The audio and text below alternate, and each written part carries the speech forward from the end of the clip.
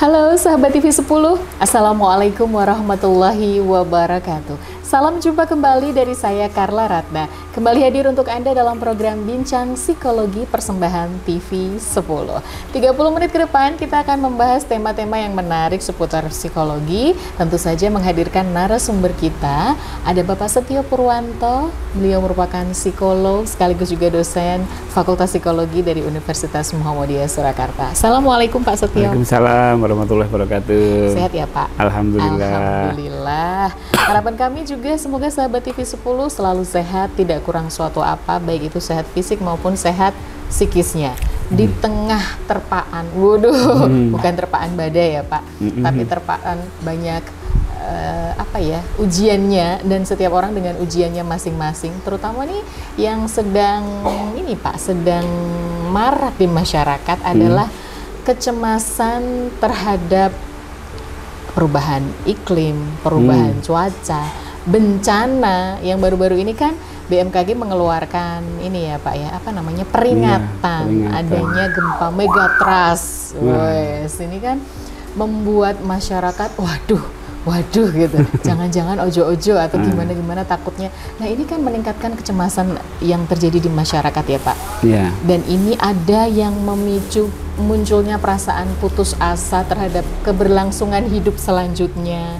Di mana kondisi ini juga bisa menyebabkan seseorang mengalami kecemasan.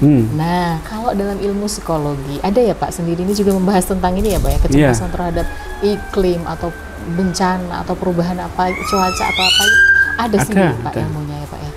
Ada. Nah, ini termasuk apa dan harus bagaimana ini kalau kecemasan terhadap bencana, terhadap iklim, perubahan dan lain sebagainya. Oke. Terkait dengan lingkungan berarti ya? Iya, terkait dengan lingkungan. Lingkungan itu kan ekologi eko. Jadi kalau yang dicemaskan adalah lingkungannya ya berarti eco-anxiety. Eco-anxiety, dan itu ada ya Pak ada, ya? Eco-anxiety. Ada ilmunya juga secara psikologi. Nah, eco-anxiety itu merupakan satu bentuk kecemasan yang disebabkan karena ketakutan akan terjadinya satu keadaan-keadaan yang bencana alam lah. Bencana alam terkait dengan mungkin gempa bumi atau gunung meletus, tsunami. Pokoknya yang terkait dengan tadi yang sedang isu menarik. Iya, betul. Ini adalah itu kan yang dikeluarkan BMKG, peringatan gempa megatrust. Ya, gitu. Gempa megatrust. Nah, itu kan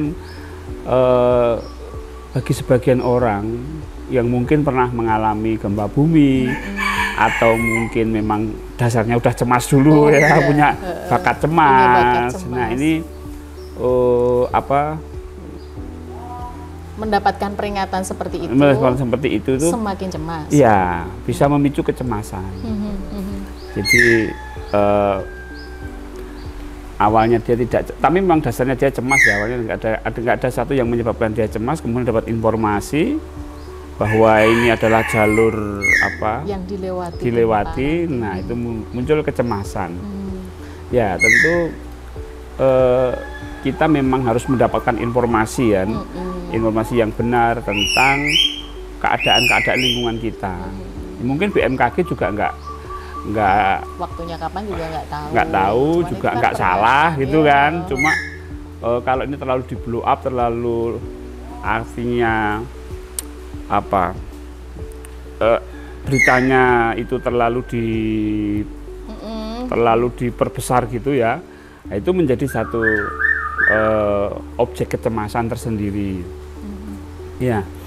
Memang di satu sisi juga kita harus waspada sih memang. Betul, kan untuk menyiapkan mitigasi bencana. Ya, mitigasi bencana, kewaspadaan kita. Ya, memang masyarakat ini kan tidak hanya diberi informasi tentang akan ada bencana gitu kan, tapi juga diberitahu tentang langkah-langkah yang sudah dilakukan oleh pemerintah daerah atau yang dilakukan oleh masyarakat.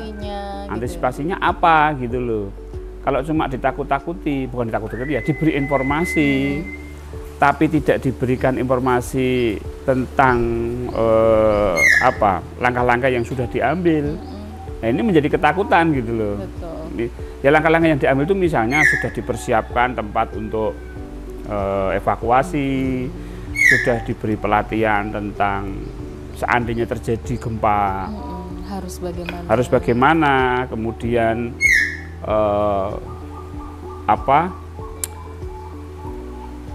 langkah-langkah yang harus diambil ketika itu terjadi. Jadi masyarakat itu juga mendapatkan satu ketenangan, oh sudah ada solusinya toh. Ya, sudah ada solusinya. Sehingga ini membuat masyarakat itu tahu apa yang harus dilakukan ketika nanti bencana, itu membuat masyarakatnya lebih tenang. Nah, ya tentu kecemasan ya. Kecemasan itu memang ini kecemasan ya nanti tentunya akan menimbulkan satu gangguan-gangguan psikis kalau memang itu akhirnya itu menimbulkan satu kecemasan. Jadi dari kecemasan yang terjadi perubahan lingkungan atau bencana dan lain sebagainya itu mengakibatkan kondisinya kecemasannya meningkat gitu. Kecemasan meningkat. Nah, makanya yang jadi problem sekarang kan jadinya jadi bagaimana mengatasi kecemasan ini kan. Kadang-kadang tuh ini loh, ada perasaan putus asa akan keberlangsungan hidup selanjutnya. Ya kan Pak? Yang banyak kekhawatiran di masa depan ya. Tapi kan kalau sudah dapat informasi tentang ini atau mungkin melihat, waduh kok gejolaknya bumi ini rasanya tuh kayak matahari tuh satu orang satu gitu rasanya saking panasnya. Kan macam-macam kan Pak pikiran orang tuh. Kadang kan mikirnya jadi, waduh ke depan gimana, semakin mencemaskan. Ini dampaknya untuk kesehatan mental dan fisik ya tentu tidak baik ya kan, karena kalau kita bicara kecemasan itu lebih pada ke masa depan. Ya kan, nanti bagaimana, jika nanti terjadi bagaimana. Bahkan kadang-kadang orang cemas itu kan pikirannya terus berjalan ya, sampai jauh gitu, berpikir itu sampai jauh, nanti cucuku bagaimana, bisa nggak nanti anak cucuku itu hidup lagi gitu, misalnya ketika terjadi bencana gitu. Atau bahkan gini Pak, mau tidur aja, waduh nanti jangan-jangan orang itu kan nggak bisa diprediksi waktunya kapan ya namanya bencana, tidak ada dalam kalender kan ya bencana. Nah takut mau tidur tuh, waduh nanti jangan-jangan gempa atau apa gitu. Jadi nggak bisa tidur. Nggak bisa bikin tidur kan itu ya. Iya, ketakutan itu karena bencana alam itu memang terjadinya nggak bisa kita pastikan. Ya, cuma tanda-tandanya itu pasti ada. Cuma kadang-kadang kan ya seperti gempa bumi kemarin di Jogja itu terjadi waktu tahun berapa itu ya? 2006 apa 2000 berapa sekitar itu ya. Nah itu kan di waktu pagi tuh. Iya betul. Habis subuhan kan itu kan jadi gempa, sehingga orang belum sempat keluar, orang baru sibuk di dalam rumah. Ada yang baru mau memulai aktivitas. Yang lagi mandi juga ada. Nah terjadi gempa dan itu skalanya cukup besar sehingga pengalaman itu menyebabkan trauma. Bagi orang yang tidak mengalami pun trauma. Jangan-jangan seperti Jogja nih. Iya. Yang betul. Apalagi itu keluar peringatan gempa megatrust ini kan otomatis. Aduh, yang gempa Jogja aja kemarin seperti ini kayak megatrust. Ini pakai mega lagi. Aduh, gitu kan pasti gitu ya Pak. Pakai mega lagi. Nggak pakai mega aja menakutkan kan gitu ya. Bisa jadi salah satu penyebab makin cemas ya Pak. Makin cemas itu. Selain juga sebenarnya punya bakat cemas. Ya sudah bakat cemasnya, tambahi kata-kata yang hiperbol kan gitu ya. Pakai mega lagi. Sebenarnya ya bagaimana kita bisa memang kita nggak bisa menyalahkan yang membuat istilah itu ya, tapi seandainya nanti akan ada gempa bumi di daerah ini gitu aja udah kira udah cukup ya. Kata-kata itu kan memang memicu persepsi, oh mega berarti besar nih, wah besar berarti nanti rusak semua nih, berarti wah mati saya nanti, wah itu udah. Iya betul. Berpikir seperti itu. Apalagi yang tinggal di pesisir kan. Nah tinggal yang di seperti pesisir. Yang di Aceh berdampak tsunami itu. Betul. Itu kan ya Pak ya. Iya. Kecemasannya makin ini Pak. Kecemasannya meningkat. Nah, tsunami kan gempa itu kalau di pesisir kan juga kaitannya dengan tsunami ya. Iya, nah, betul. Itu semakin lebih-lebih lagi. Tapi kalau yang eco anxiety ini gejala orang bisa lihat tanda-tandanya oh ini kena eco anxiety itu dilihat dari mana Pak? Eco itu kan objek kecemasannya kan. Kecemasan yang disebabkan oleh isu-isu lingkungan. kalau ciri-cirinya sih hampir sama ya dengan kecemasan itu ada. Sama ya.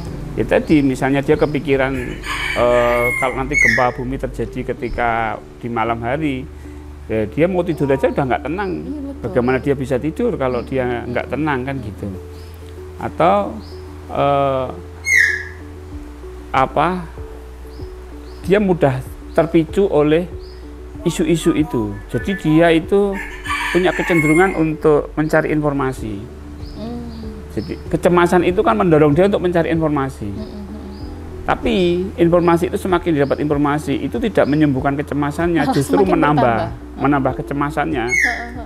Nah, sehingga kadang-kadang solusinya adalah membatasi informasi.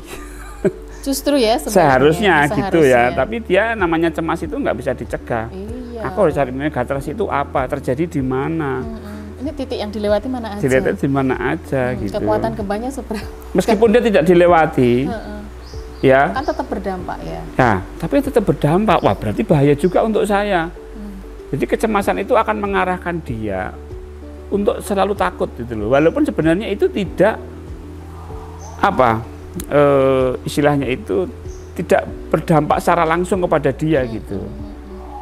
Tapi karena dasarnya adalah cemas, dia akan mencari-cari alasan-alasan, mencari satu pikirannya itu selalu mencari-cari sendiri bahwa nanti kamu itu akan mengalami satu akibat yang fatal. Nah, ini.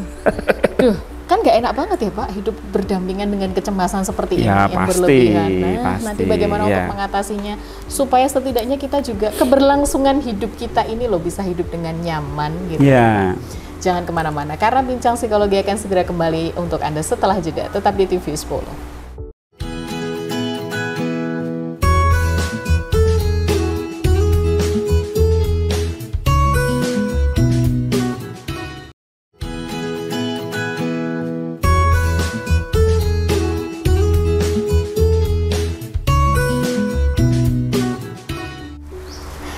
Bincang Psikologi yang masih menemani Anda di kesempatan kali ini. Semoga saja informasi yang kami hadirkan ini juga bermanfaat ya. Tujuan kami adalah untuk mengedukasi. Jadi kalau kita hari ini bicara tentang kecemasan, bukan berarti nambah-nambahin cemasnya ya Pak ya, tapi justru bisa mengurai kecemasan, siapa tahu bisa jadi solusi juga. Silahkan untuk Anda yang ingin curhat, kami berikan kesempatan untuk Anda, kami undang Anda untuk bergabung di nomor WhatsApp yang tersedia di layar ini. Anda bisa memanfaatkannya, apapun keresahan yang Anda rasakan, apapun yang ingin Anda uraikan, permasalahan yang terjadi pada Anda atau apa yang Anda rasakan, sampai nggak bisa tidur atau gimana, nah konsultasi dengan psikolog langsung di nomor WhatsApp yang tertera di layar. Insya Allah episode yang akan datang nanti kita akan bahas. Nah, kembali ke tema kita hari ini, kita bicara tentang kecemasan lingkungan, kaitannya dengan kesehatan mental. Nah, keberlangsungan hidup yang paling penting. Kecemasan terhadap lingkungan, terutama ya namanya bencana, kan tidak bisa diprediksi. Kecemasan terhadap cuaca yang seperti ini saja, itu kadang udah bikin ini ya panas banget, jadi bikin aduh, jangan-jangan satu orang mataharinya satu nih di atas kepala kita. Waduh, kan ada ketakutan-ketakutan. Wah, jangan-jangan ini sudah mendekati. Kan gitu ya. Apalagi ini dengan peringatan yang dikeluarkan oleh BMKG terkait dengan gempa megatrust ini semakin membuat kita yang punya bakat cemas menjadi semakin cemas. Lalu bagaimana untuk mengatasi eco anxiety ya Pak namanya ya. Nah, harus bagaimana Pak kita? Di tengah gempuran, bukan hanya tentang peringatan gempa, tapi mungkin isu-isu yang lainnya yang beredar di masyarakat yang sekarang itu di media sosial, kadang di TikTok ada ini gitu. Dan kita itu kayak gampang gitu ya, kayak terpengaruh tuh gampang. Iya. Kita harus bagaimana Pak? Oke. Kita harus mendapatkan informasi yang benar ya. Pertama harus mendapatkan informasi yang benar dulu. Jangan hoax itu ya, hoax dipercaya. Kadang-kadang gempa tahun 2006 gitu, ini diberitakan lagi terus kita percaya, itu timbul ketakutan. Nah, tetap informasi tentang kondisi lingkungan kita itu kita harus tahu, baik positif maupun negatif. Ya, cuma ketika itu adalah informasi negatif, maka harus disertai tentang tindakan. terutama dari pemerintah, karena dia yang punya tanggung jawab penuh. Nah kita ini, terutama yang mungkin ada saudara kita yang mengalami kecemasan itu harus aware, harus sadar bahwa pemerintah itu sudah melakukan gitu loh. Jadi dia sadar, kalau nggak sadar nanti ini apa namanya, dia menganggap bahwa tidak ada solusi bencana itu. Sadar ini maksudnya menyadari tentang apa, Pak? Menyadari tentang apa yang sudah dilakukan pemerintah gitu loh. Tindakan-tindakan nyata yang sudah dilakukan oleh pemerintah daerah, pemerintah pusat tentang berkaitan dengan bencana ini tuh kita harus betul-betul sadar. Yang disadari itu tidak hanya bencananya tapi juga penanggulangan dari rencana-rencana rencana-rencana menghadapi bencana itu sudah dilakukan oleh pemerintah gitu loh, oleh masyarakat, oleh LSM dan lain sebagainya. Sehingga dengan kesadaran itu tuh kecemasan ini kan ada jawabannya. Oh berarti nggak apa-apa kalau gitu, walaupun gempa bumi pun saya aman kok. Nah jadi ada kesadaran gitu loh ya. Jadi tidak hanya informasi tentang gempa saja, tapi juga informasi apa yang sudah dilakukan oleh masyarakat sekitar, kemudian pemerintah tadi. Kesadaran akan tindakan nyatanya itu loh, ya kan? Itu bisa mengurangi ya. Itu bisa mengurangi kecemasan, misalnya kecemasan. Karena tadi bahwa kecemasan itu sudah mendapatkan jawaban. Nah, kemudian orang cemas itu, apapun kecemasannya itu dia butuh satu dukungan sosial. Oh, butuh dukungan sosial. Ya, dia butuh. Artinya dukungan sosial itu bukan didukung untuk cemas ya. Dalam artian dia butuh dukungan sosialnya itu dalam bentuk perlindungan, dalam bentuk penerimaan, dalam bentuk empati dengan kecemasannya dia, pemahaman, ya. Mungkin satu keluarga itu ada satu yang cemas akan terjadinya gempa bumi atau bencana alam gitu ya. Yang lain keluarga yang lain nggak cemas gitu. Nah, yang nggak cemas ini bagaimana dia bisa mensupport, dia bisa mendukung, dia bisa memberikan satu ketenangan, kenyamanan, rasa aman, bukan malah ikut-ikutan cemas. Iya, atau menyalahkan dia. Jangan menyalahkan. Yang memiliki kecemasan tinggi ini jangan disalahkan. Jangan disalahkan, dia tambah cemas karena merasa tidak didukung secara sosial. Atau tidak dipercaya, bahasa Jawanya apa ya, dipaido gitu. Oh iya.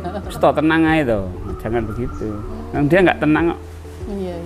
Dia harus banyak didengarkan, banyak diterima. Oh iya, nanti kita hadapi bersama. Wih, mantap. Menguatkan ya, Pak. Ya, menguatkan dukungan sosial. Ya. Kita hadapi bersama. Iya kan, memang orang nggak mendengar itu kalau tenang aja, nggak apa-apa. Apa sih kayak gitu dipikir? Ribet banget. Oh ya, urung kelakon. Gitu kan ya, Pak. Biasanya tuh cenderungnya seperti itu loh. Iya, itu dia akan tambah cemas. Iya, sebenarnya apapun kecemasannya, respon lingkungan itu harus mendukung secara emosional. Kemudian menguatkan. Itu yang penting. Kita hadapi bersama. So sweet juga ya. So sweet juga, iya. Memang orang cemas tuh butuh so sweet gitu loh. Iya kan? Karena dia ada yang mendampingi dia, ada rasa, walaupun itu ya nampak masa sih, tapi ya dia butuh itu gitu. Kalimat itu kan bisa menjadi obat ya. Walaupun bagi orang biasa begini nggak gitu amat juga, lebih gitu ya. Bagi orang yang cemas memang memerlukan kata-kata itu. Ya. Karena dia cemas, kalau orang udah biasa ya nggak perlu pakai kata-kata seperti itu ya. Tapi bagi orang yang cemas itu sangat berarti. Sangat berarti sekali. Oke.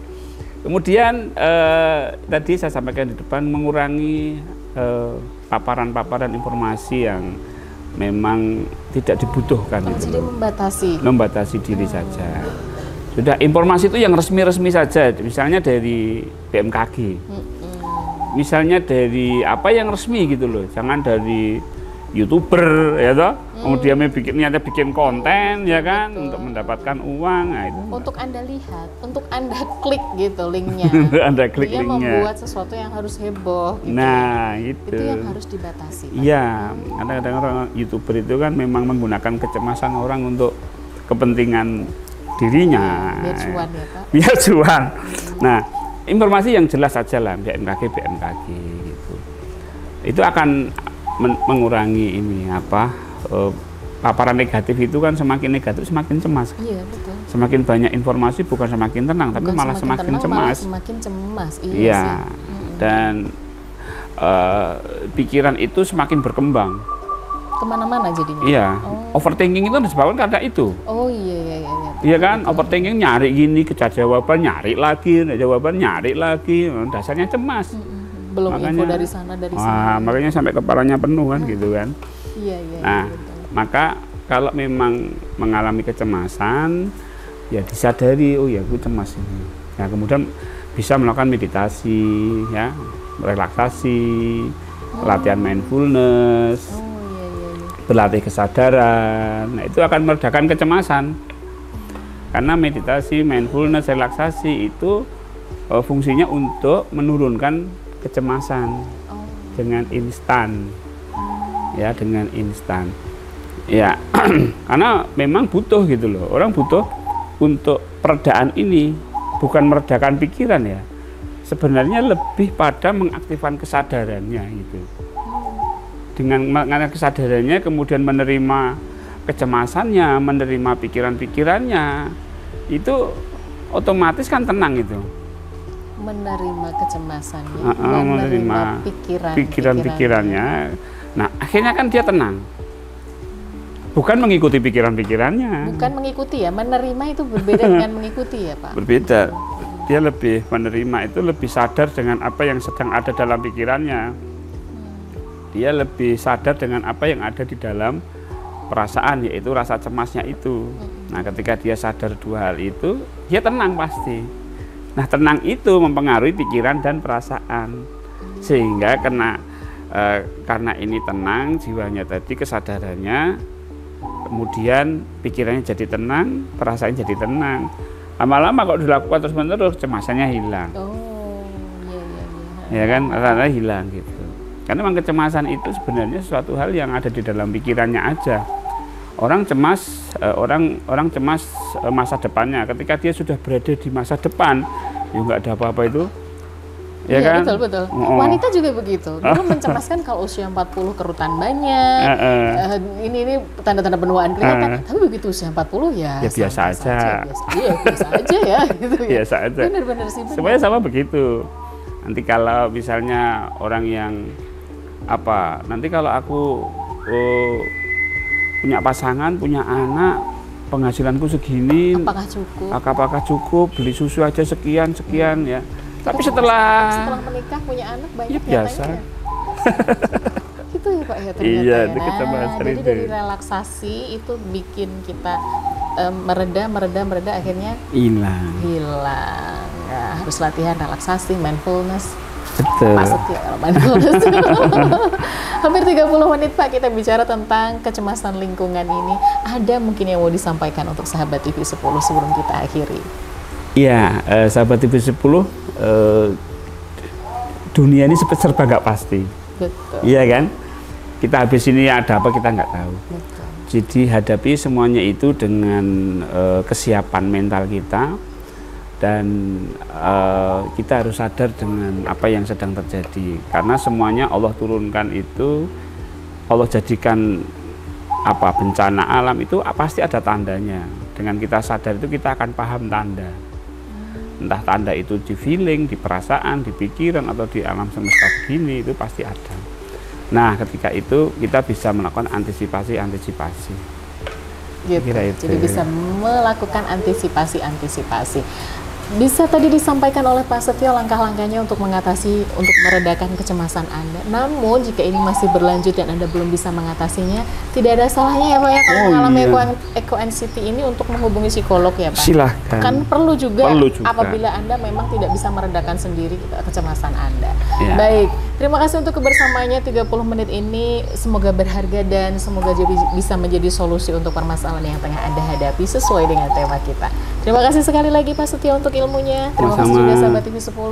Saya Carla Ratna, Pak Setio Purwanto, dan seluruh kru yang bertugas undur diri. Menjumpai Anda kembali insya Allah di lain kesempatan. Jangan lupa nomor WhatsApp yang tertera di layar bisa Anda manfaatkan untuk curhat. Tetap bersama kami di TV 10, inspirasi dan edukasi. Assalamualaikum warahmatullahi wabarakatuh.